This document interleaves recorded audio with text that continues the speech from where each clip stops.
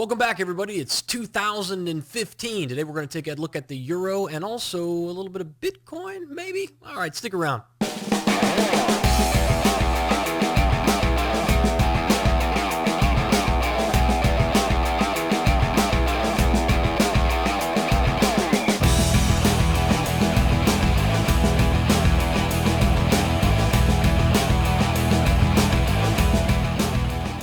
All right, everybody, welcome back. So glad that you're here. We've been off for a long time, but now we're right back into the saddle. We have our first full week of trading starting next week, and of course, that means we need to know what's going to happen next week so that we know how to prepare for it. And today we're going to take a look at several different things. I have been getting a ton of requests for people who are interested in following Bitcoin. Now, I don't trade Bitcoin personally, but it doesn't mean that we can't use the same principles that I'm using to trade the regular currency markets to trade Bitcoin. So we'll take a little look at Bitcoin as well and talk a little bit about what's been happening there. We had a major crash there and well, not a major crash, but we've been significantly declining under the $300 mark now. And so it's going to be interesting to see where the opportunities are going to lie there in Bitcoin. So we'll take a look at that as well. Also on the docket today, Aussie dollar, Euro pound, pound Aussie, and Aussie CAD. Now, a little bit of the more extravagant pairs, I guess you could say, this week. But one of the reasons that I want to cover them is because that's where the action is. And it doesn't do us any benefit to talk. We're going to talk a little bit about Euro USD, pound dollar. Let's just get right to it. So, taking a look here, let's start not with Bitcoin, but let's start right at the beginning back with euro dollar. Now, here's the thing. Been on just a direct negative slide here. All the way from the high that came in around here at 139. So we're now trading around 120. Can you believe that? We're down to 120, and the market's closing at just a terrible day. If I fatten this up, just had a terrible day selling off into the end of the year, or it's selling off on the first, I believe, yeah. And I'm sorry, that's the second, excuse me. The first day of trading for the year was Friday, the 2nd, and we saw that the U.S. market sell off, or the dollar strengthen against other currencies. God, if I could get it right. Sorry, I must be a little out of practice. I've been off for a couple of weeks, but you can see now market going into an oversold condition. So let's consolidate here, and I'm actually going to bounce out to a weekly chart, and I'm going to show you what's happening here. So here, the little dotted line is where we sit now. So we actually closed below the previous lows that came in here back in 2012. So now we have to jump over one right back here to about 2010. And we have to take a look at the lows around there. And what I've done here is I've ID'd kind of the support level where that comes in at. Now you're going to see that comes in right there, right near where we're at now. It comes in about 1950s or 1960s, and we're trading currently about 1990s. So it's just crazy to think that we're all the way here. But look, this is what I want to pay attention to. I always say look left, structure leaves clues, because it gives you a really clear insight as to where we actually sit relative to where the currency has been moving since basically 1994. My data here goes back to 1993, and then we see what happened in 94. We see the decline that happened into the 2000, and then the rally that happened out of there, the huge rally out of the euro back up into the double top highs that existed around 160, followed by the 2008 crash, and then the consolidation that has occurred since then. But let's take a look at this. If we just go ahead and draw some of this stuff in here, we can see the little support level there, the trend line resistance level here, and I'll just draw this in a little bit better, the support line that exists here.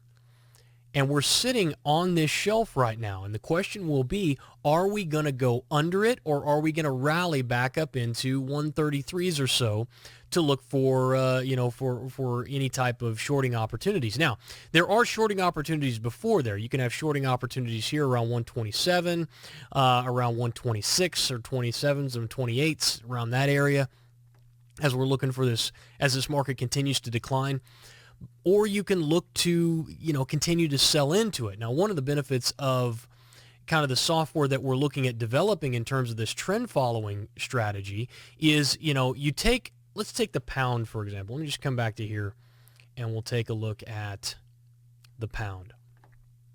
So when we look at the pound here, not sure what's going on here.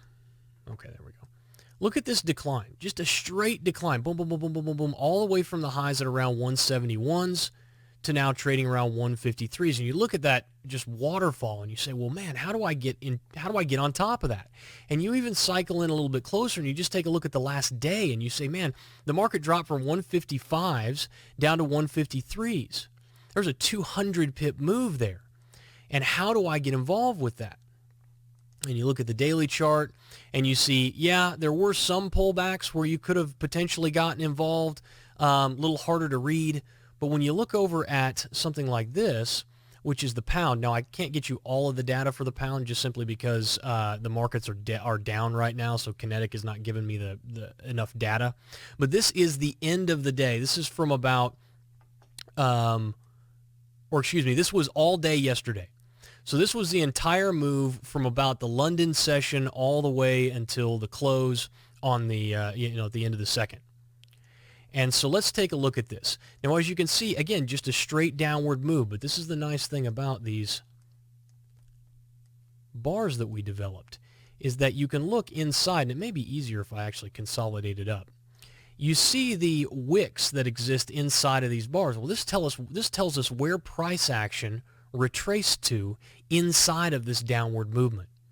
And this becomes really easy to sell. And one of the trend continuation trades that we have set up here is basically designed to take, I'm just going to take my line tool, and as this market starts to decline and we get red bars, I just go ahead and I start looking for a retracement back up into these previous structure, or this previous level, or the top of the red candles. So as the market declines, we see we get our first retracement there, opportunity to sell. So our first selling opportunity came in the London session at around 155.30s. The market then just continues to track, and you just hold it because there's no reason to get out. Continue to track it all the way down, boom, boom, boom, boom, boom, boom, boom, boom, boom. The next opportunity came at 6 o'clock in the morning. This would have been 6 o'clock Central Time, so this would have 7 o'clock Eastern Time. Market rallies back up, opportunity to get short. This shorting opportunity comes in at around 54.33s, and it falls again. Didn't catch that one? Well, there's another one right there. A third opportunity, a fourth opportunity. 4 different opportunities over the course of the day to get involved in a major market moving trend, and being able to look at the market in a completely different way really gives you some advantages, because instead of looking at things, let me just pull this back up again. So instead of looking at things, say, let's just go down to a 15-minute chart, okay?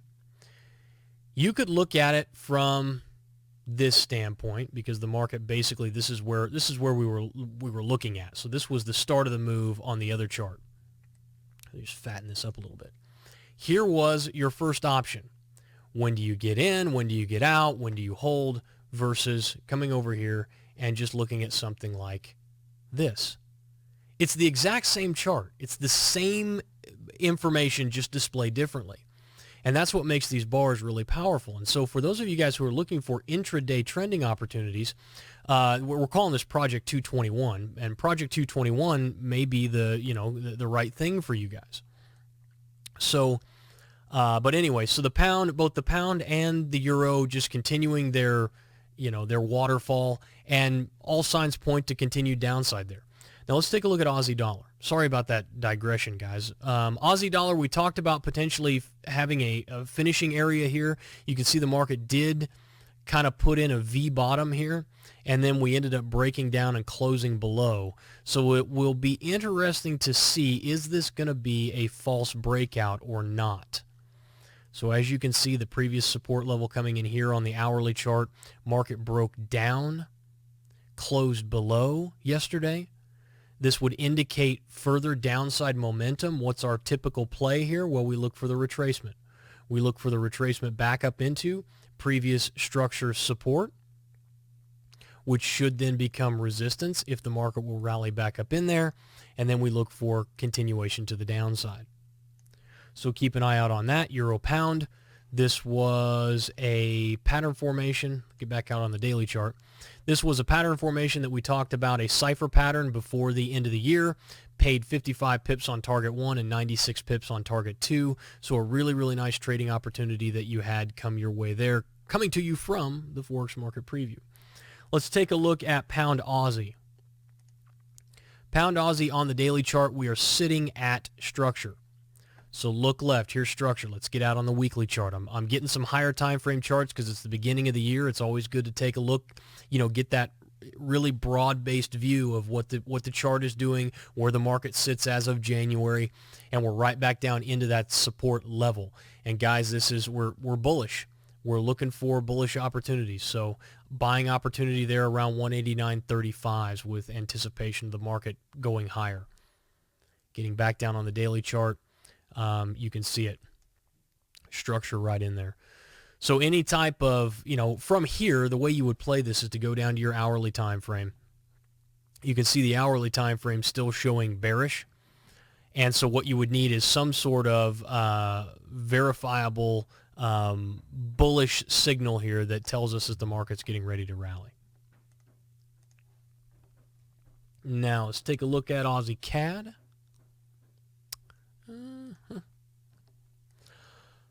Let's get out on the daily charts. We got something we can look at. We talked about Aussie CAD last year. We talked about setting up your risk-reward profile here. Market coming down, ABCD move down into the 1414. We talked about buying them up right here at around the 1414 at around 94.40s. And we looked at risk to reward. We said here would be the risk versus the reward here. And as you can see, markets dipped down into there. We started to rally out. We're into the money on that. And we're looking for a rally basically up into, if I adjust this a little bit, up into this previous structure level. Look left, structure leaves clues. The previous support level should become resistance. So if we can rally up into there, that's where we want to look at taking our profits off at. So again, any retest of here, any pullback down into the 1414 gives some of you latecomers an opportunity to get involved. Now, last but not least this week, let's talk a little bit about Bitcoin. I'm going to go out on a weekly chart here and show you. I think we talked a little bit about Bitcoin looking a lot like gold at this point in terms of the rally and the retracement. And I don't want to get too much into the, the economics of this, but Bitcoin is not this magical thing that's going to go up and up and up and up and up. It's a commodity. It has essentially become a commodity of exchange. And it has no real value other than the fact that people can use it in order to purchase goods or services. And so, the most difficult part about trading Bitcoin is finding a reputable place to do the trading. But from an investment standpoint, I'm not necessarily against Bitcoin as an investment or as a hedge in the same way I would look at gold as a hedge. But it does concern me a little bit that people treat Bitcoin like it's going to be the thing that protects you against some sort of destruction of world fiat currencies, and that may come down the road. But right now, what we're seeing is Bitcoin acting a lot like gold. When people are really afraid, they go to gold and they go to Bitcoin. You saw the massive rally up in Bitcoin here, and now you're seeing the retracement. It's getting a lot more trading volume now. People are starting to trade it. That's why you're seeing the back and forth action. If we're looking for continued downside for areas to buy, then we'd have to be looking at the 127 extension around $120 a coin. And this is going to give us, let me just see what this is. It's not going to give us an ABCD move, but it's going to give us something relatively close to it. Let me just do this, clone this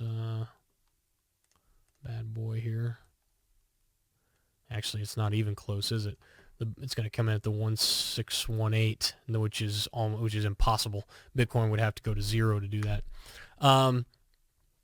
So basically what I'm looking at here is around a 127 extension, around 117, 120s. That's where I'd look to buy Bitcoin on a higher time frame look. Now, if we go back down to the daily chart, there's lots of opportunities to short here. So We rally back up from here. We're going to look left for the most recent structure level that comes in there.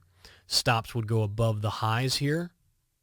Okay, so you'd be looking at this much risk to a potential reward back down into structure of a little better than 1-to-1, or a continuation of that trend down into, grab my Fibonacci extension tool, swing high to swing low, up into down into the 127 extension around $230 per Bitcoin. So we've already broken below, and as you can see, closed below these previous lows. So the indication is that we're going to see more downside momentum here. However, the market is in an oversold condition, so a rally back up into around $312 is not going to be out of the realm of possibilities here before looking for that trend continuation down into the 127 extension. All right. Guys, that basically does it for this week. If you would like to, I do this every single day. Every morning, I run through my trades for the day with my syndicate group in the war room, and it's a live video that I do every single day for those guys. And if you would like to join that, you can. I'll put the link underneath this video in the About section of the YouTube page. So you can just click on that link and it'll take you over and explain everything. I also Akil and I place trades, and we let you guys know what we're trading and when we're trading it. And then when we come in the morning, we discuss the trades, we talk about it. So it's not really a signal service for those of you guys who are looking for that. What it is, it's a mechanism for training people using our own trades. So what I'm trying to do is, what Akil and I are trying to do is teach you the methodologies that we use to trade the markets every day, and more importantly, to give you kind of an over-the-shoulder look at what we're doing every day. And so there are, you'll be in there with a host of other people. We've got new software coming out this year for chat and video. All kinds of cool stuff coming in 2015, and I am very excited about it. I'm so glad that you're back with me for the next year. And let's work really hard. Let's make 2015 the best year that we've ever had trading. Let's make it a turning point for you in your trading, and let's get on a solid footing psychologically and with your education, so that you're in a position to benefit when the market starts to move. Because one thing I am certain of, over the course of the next year, there is going to be an opportunity to make millions and millions of dollars. And you can have a piece of that if you're well educated and you're very disciplined. And so click on the link, go check out the syndicate, and then I'll see you guys back here next week for another edition of the Forex Market Preview. Until then, good luck and good trading. I'll talk to you soon.